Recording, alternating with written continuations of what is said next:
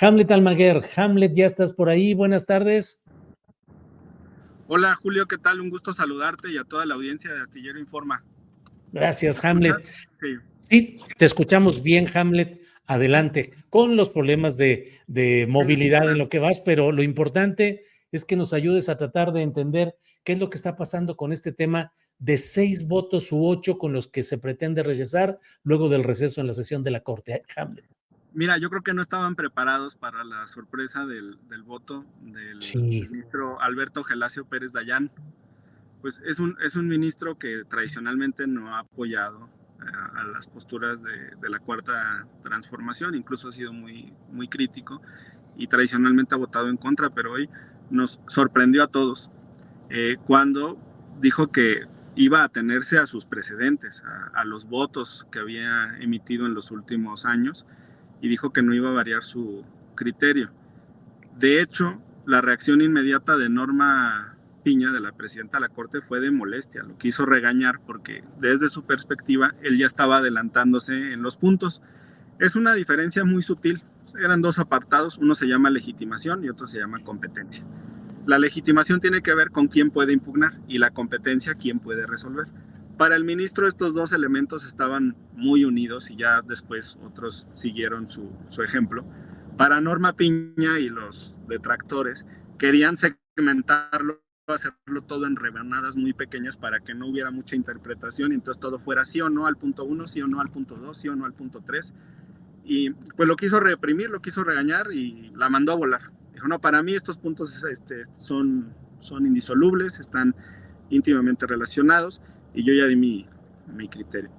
Entonces, en ese momento que se genera el cuarto voto, previsible, lo de Loretta, Lenia y Yasmín, las ministras, pues entraron en crisis. Entonces, se molesta la ministra Piña y después también se pudo advertir la molestia del ministro Luis María Aguilar, a quien no le gustó que le recordaran los precedentes que había emitido hace algunos años.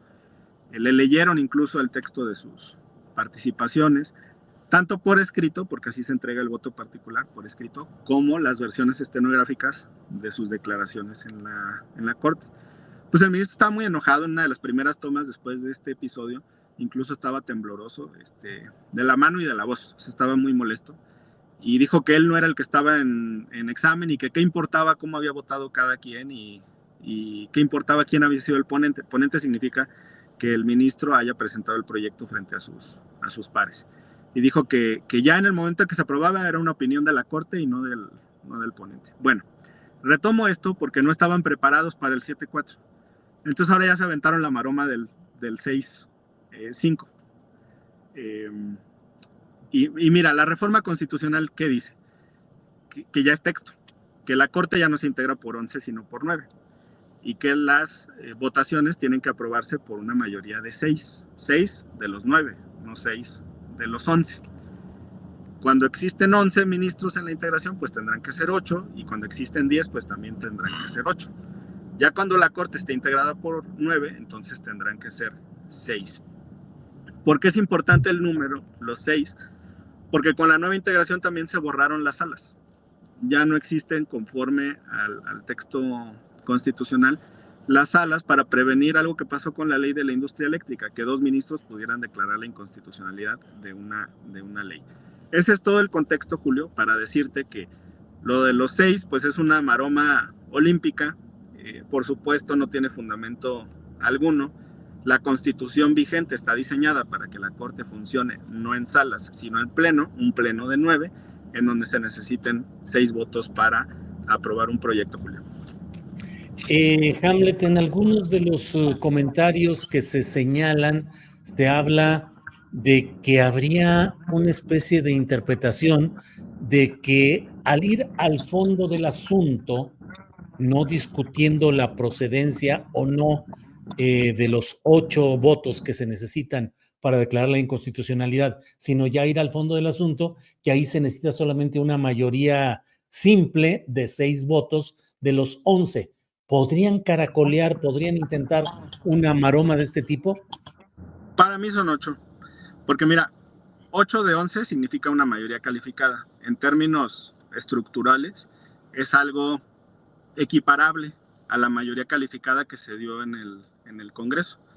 Como una mayoría simple de ministros va a poder anular algo que pasó por una mayoría calificada en el Congreso? No tiene ninguna lógica.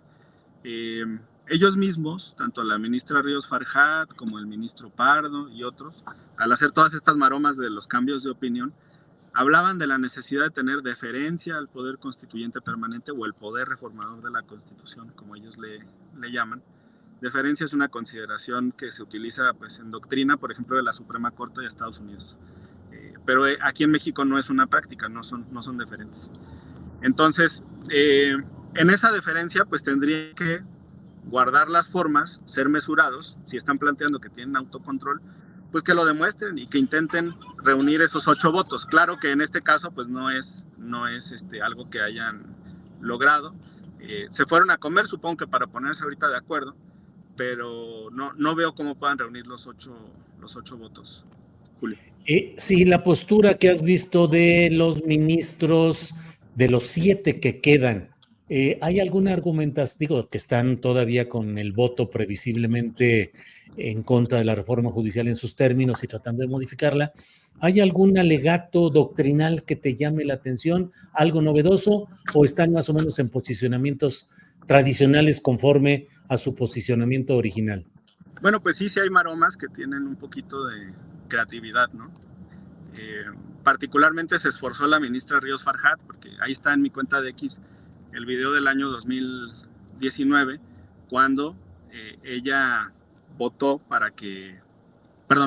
ella compareció ante la Comisión de Justicia del Senado de la República previa a su votación como ministra de la Corte, y el senador Damián Cepeda del PAN le preguntó, en el caso de que llegara un asunto de impugnación, de una acción de inconstitucionalidad en contra de una reforma constitucional, ¿qué puede hacer la Corte? ¿Puede entrar a revisar el texto constitucional? Y ella dijo no, porque eso implicaría que la Corte se estaría sustituyendo en la soberanía del poder constituyente.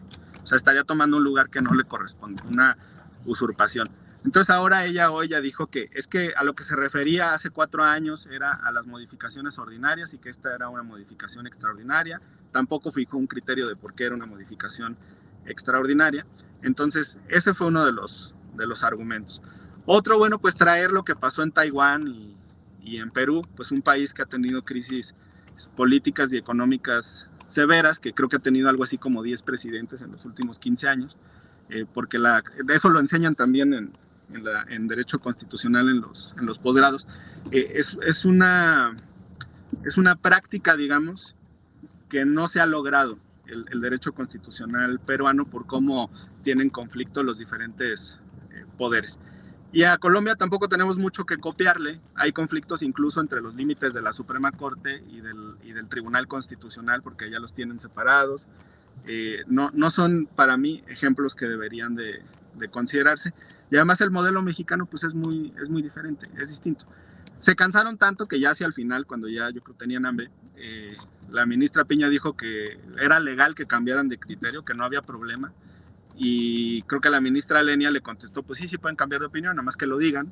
Igual la ministra Yasmín Esquivel, y que lo justifiquen, ¿no? Como el ministro Lainez intentó justificar su cambio de opinión. Dice, a ver, yo cuando voté de esta forma era nuevo, tenía 2 meses aquí en la Corte, ya no me gustó ese criterio, ahora tengo otro, y entonces ya pues tiene ahora una interpretación diferente.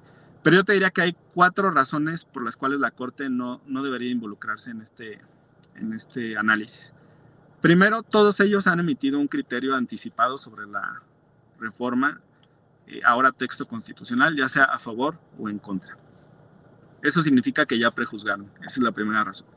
Segunda, porque tienen un evidente conflicto de interés. O sea, no hicieron este análisis progresivo, le dicen evolutivo, según ellos, cuando se estaban discutiendo los derechos laborales de los mexicanos, o el derecho al agua, o los derechos de la mujer o de la infancia. No, lo están discutiendo cuando lo que está en juego es el futuro de esa cúpula dorada del Poder Judicial. Entonces tienen un conflicto de interés. Ahí están sus hijos, sus sobrinos, sus primos, su parentela, sus amistades, su grupo, esa élite que está al interior del Poder Judicial. Esa es la segunda razón. La tercera es la que dio la ministra Ríos Farjat. Estarían sustituyéndose en el lugar del poder constituyente, y eso pues es una invasión también y es un desprecio a la soberanía popular y al pueblo de México que votó en las urnas masivamente. Y el cuarto elemento tiene que ver con una modificación indirecta que estarían haciendo al 135 constitucional. O sea, el constituyente originario dijo, necesitamos 2/3 de Cámara, de Senado y mitad más una de las legislaturas locales para aprobar una reforma constitucional. El número de estados y de legislaturas han crecido mucho desde 1917. La última fue la del Congreso de la Ciudad de México. Hace un poco más de una década, la Asamblea Legislativa del Distrito Federal, en ese entonces, no votaba las reformas constitucionales. Cuando ya se convierte en Ciudad de México, ya vota y ahora son 32 y por eso son 17. Si la Corte dice, además de los 2/3 de la Cámara, del Senado y la mitad más una de las legislaturas locales, necesitan que yo les dé la aprobación, ya se están asumiendo también como parte del poder constituyente. Necesitamos su visto bueno.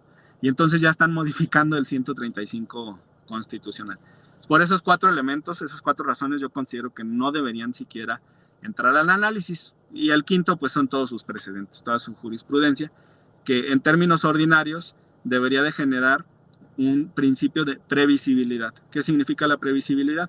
Que el pueblo de México, la ciudadanía, tiene el derecho también a buscar, o a tener estabilidad en los precedentes de sus tribunales constitucionales, porque si no el sistema se vuelve muy, muy inestable y se vuelve incierto. Y el orden jurídico no tiene como característica la incertidumbre, sino la certeza y la seguridad jurídica.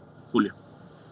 Hamlet, pues te agradecemos mucho que nos ayudes a ir entendiendo lo que está sucediendo y bueno, quedan todavía horas que van a ser muy interesantes. Ya platicaremos y te agradezco mucho la amabilidad de tomar esta llamada. Hamlet, muchas gracias.